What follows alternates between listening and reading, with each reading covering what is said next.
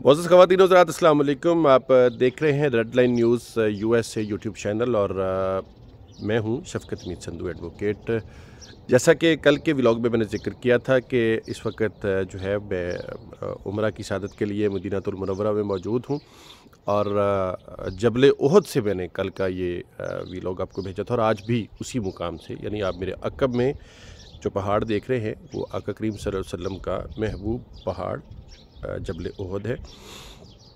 और कल भी हमने बात की थी पाकिस्तान के मौजूदा जो सियासी मामलात हैं उनके ऊपर, और आज जो मैं आपको ख़बर दे रहा हूँ वो ख़बर ये है कि पीडीएम की दोनों बड़ी जमातों मुस्लिम लीग नून और पीपल्स पार्टी की क़यादत के दरमियान में वही दाल उन्हीं जूतों में बटने का वक्त हुआ चाहता है। कैसे? तो ऐसे कि आप जो इंतखाब का ऐलान हुआ और इलेक्शन शेड्यूल आज इलेक्शन कमीशन ने दे दिया है, उसके बाद जो एक इंतज़ार किया जा रहा था कि किसी न किसी तरीके से दोनों सूबों में इंतखाब के अमल को रोकने में कामयाब हो जाएगी हुकूमत, वो तो चीफ़ जस्टिस ने नाकाम कर दिया। और अब वो जो है इस बात पर भी मुत्तफ़िक़ नहीं हो सके कि फ़ैसला तो मुस्तरद कर दिया है, लेकिन अब करना क्या है। इंतखाब तो हो जाएगा, बाइकआउट का ऑप्शन तो कभी भी पीपल्स पार्टी नहीं लिया करती है, एक दफ़ा के बाद जब उन्होंने ये फ़ैसला किया था। फिर अब उनके जो बयानात हैं वो इस बात का मज़हर हैं कि वो जो पुरानी दाल जूतों में बटा करती थी वो अब बटने का वक्त हुआ चाहता है। कैसे हुआ चाहता है आप ज़रा नोट कीजिए। रावलपिंडी में वकला कन्वेंशन से खिताब करते हुए मरियम बीबी क्या कह रही हैं? मरियम बीबी ये कह रही हैं कि मौजूदा बेंच ने इमरान ख़ान की सहूलतकारी का जो है वो ज़िम्मेदारी कबूल कर ली है। अब आप ये देखिए कि ये एक जानबदार बेंच होने का कितना बड़ा इल्ज़ाम है और कितनी बड़ी अदालत के ऊपर है। अच्छा, इससे आगे चलते हैं। बिलावल भुट्टो क्या कह रहे हैं? गंबट में वो एक हॉस्पिटल के अंदर एक नई फैसिलिटी का जो है इफ्तिताह करते हुए ये कह रहे हैं कि तख्ते लाहौर पर बैठकर हम जो है गैर सियासी कुव्वतों को जवाब देंगे। यानी तख्ते लाहौर पर वो मुस्लिम लीग नून की जो है मुस्लिम लीग नून की जो उसके ऊपर एक उनका जो है मतलब वो इलेक्शन जीत सकेंगे नहीं जीत सकेंगे और तख्ते लाहौर पर बैठ सकेंगे या नहीं, वो उसका उन्होंने वाज़े तौर पर जो है वो इनकार कर दिया है और खुलकर सामने आ गए हैं। अब ये पहली स्टेटमेंट है, उसके बाद आप देखेंगे कि आए रोज़ नई से नई ऐसी स्टेटमेंट होगी कि पीपल्स पार्टी कभी भी जो है वो किसी भी सीट पर कंप्रोमाइज़ नहीं करेगी या बहुत बड़ा हिस्सा लेकर जो है वो नून लीग के साथ इलेक्शन में आएगी। और हिस्सा किससे लेगी?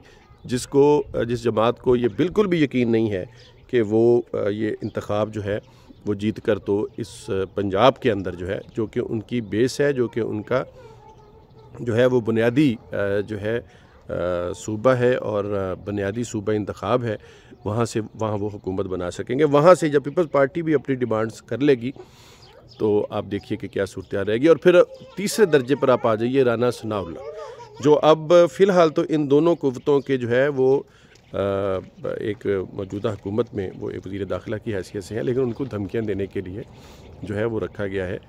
और फिर उन धमकियों को मज़ीद जो है वो बढ़ावा देने के लिए और जल्दी पर तेल डालने के लिए मरियम औरंगज़ेब रखी गई हैं। राना सनाउल्लाह क्या फरमा रहे हैं? राना सनाउल्लाह फरमा रहे हैं कि एमरजेंसी की जो है वो हमारे पास ऑप्शन मौजूद है अगर हालात ऐसे पैदा होते हैं। ओके, ये हर हुकूमत के पास होती है। उसके बाद क्या वो कह रहे हैं कि 1971 और 1977 यानी 1971 और 1977 के अंदर जो इंतखाबी अमल हुए थे उसकी सज़ा हम आज तक भुगत रहे हैं। अब ये हमला किसके ऊपर है? 1971 में क्या हुआ था? 1971 में जनाब जुल्फ़िकार अली भुट्टो और मुजीबुर रहमान के झगड़े की बदौलत पाकिस्तान का एक हिस्सा पाकिस्तान से अलग हो गया था, बांग्लादेश मार्ज़ वजूद में आ गया था। अब ये हमला पीपल्स पार्टी के ऊपर है। 1977 में क्या हुआ था? 1977 का वो इलेक्शन जो भुट्टो ने जीता और जिसके बारे में ये सारी सियासी जमातों की ये राय हमेशा से रही है पीपल्स पार्टी के अलावा कि जुल्फ़िकार अली भुट्टो ने वो इलेक्शन जो है वो बड़े बुरे तरीके से जो है वो रिग किया था और रिग करके जीता था, और फिर उसी वो रिगिंग ही थी जिसकी वजह से फिर ज़ियाउल हक जो है उन्होंने मार्शल लॉ जो है वो नाफिज करके जुल्फ़िकार अली भुट्टो जो है उनकी हुकूमत को ख़त्म कर दिया था। तो ये जूतों में दाल बटने का अमल जो है वो दोनों तरफ से इन बयानात की रोशनी में हम कह सकते हैं कि शुरू हो गया है। और इमरान खान ने जो है वो पूरे पंजाब के अंदर अपनी फ़तह का ऐलान किया है कि आखिरकार आइनी जंग वो जीतने में कामयाब हो गए हैं, और रमज़ान शरीफ जैसे ही ख़त्म होता है ईद उल फितर के बाद वो इंतखाबी जलसों का और रैलियों का बाकायदा तौर पर जो इनेकाद करेंगे। यानी उन्हें तो इंतखाब का यकीन है और इंतखाब जीतने का भी यकीन है।